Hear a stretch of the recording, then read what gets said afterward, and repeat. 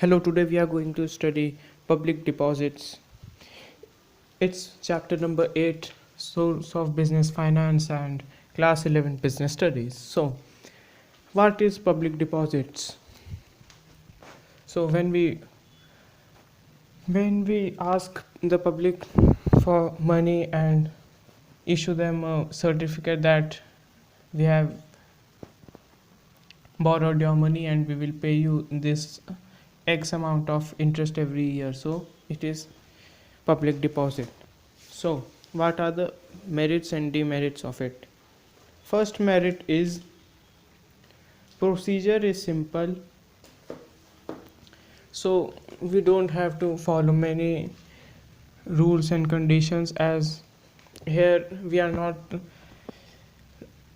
obliged to do many paperworks like in the issue of shares where minimum subscription is important, letter letter for listing to the stock exchange is important, and all such procedures. Here it is not that much. So second point is it does not restrict the use of the money. So like in the loan we take from bank, so we take loan from bank or financial institute, they restrict us that you can't use this money for this industry, you can't go to that industry and invest this money, so they put some restrictions. So here there are no restrictions, the company can use the money wherever it want to do. Third point is lower cost.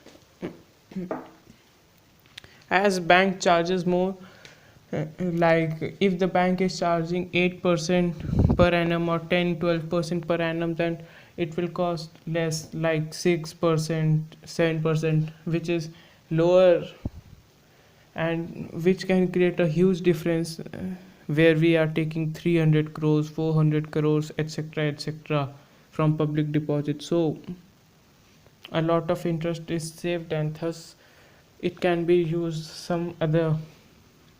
in some other place. So lower cost. Fourth point is fourth point yes fourth point is does not charge the assets.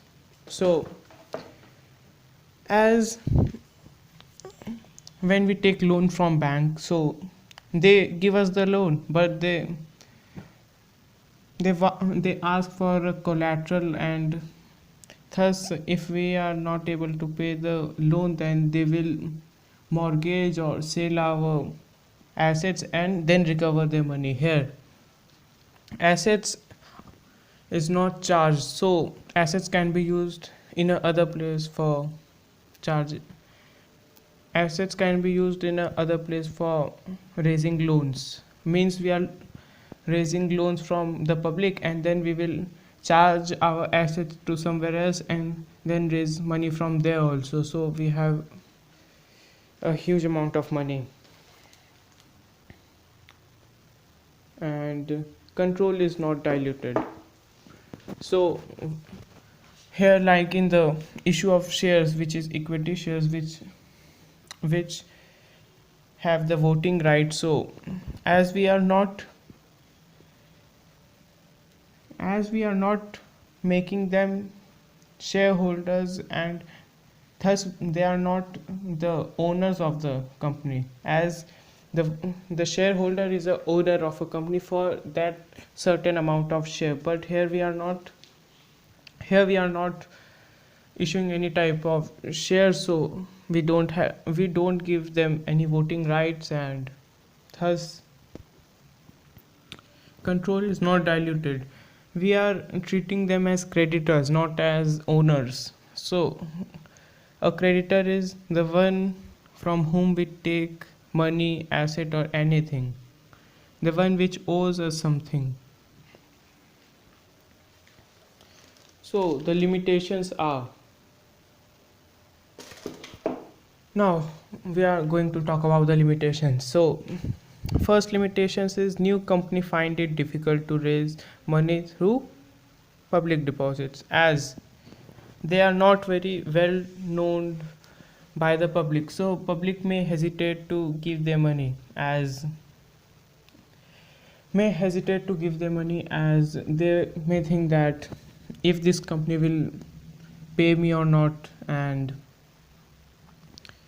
what if the company just goes bankrupt and all money would be lost. So they think negative and they don't take risks in investing in new companies. So it is very difficult for new companies to raise loans through public deposits. Second is unreliable source.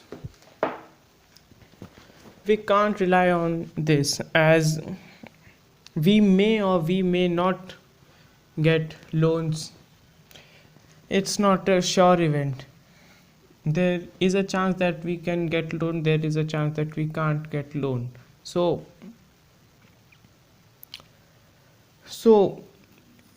we can't depend on this type of finance. Third is difficult when size of deposits required is large. So now, like if a company is asking for 1000 crores,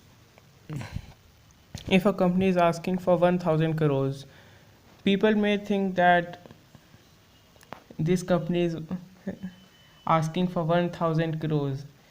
It does not have the net worth of this amount, and there are no certain guarantees that they will pay. They may take the loan and just